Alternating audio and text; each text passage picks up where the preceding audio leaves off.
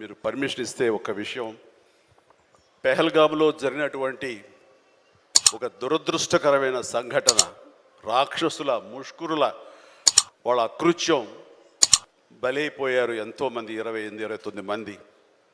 ఈ సందర్భంలో మన రాష్ట్రం నుంచి ఒక 2 యువకులు వాళ్ళకి బలైపోయారు. అండ్ ఇది చాలా దురదృష్టకరమైన సంఘటన.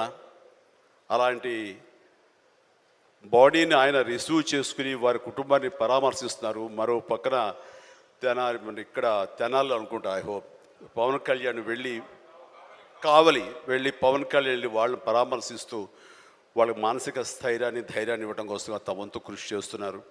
అండ్ వీళ్ళు చేసినటువంటి ఈ ప్రయత్నాన్ని మనస్ఫూర్తిగా నేను అభినందిస్తూ, అలాగే ఆ కుటుంబం 50 మందికి, అలాగే ఇతర రాష్ట్రాల్లో ప్రాణాలు అర్పించినటువంటి ప్రతి ఒక్కరికి హృదయపూర్వక నా కండోలెన్సెస్ని, సానుభూతిని తెలియజేస్తూ వాళ్ళ ఆత్మశాంతి చేకూరాలని సభాముఖంగా నేను కోరుకుంటున్నాను.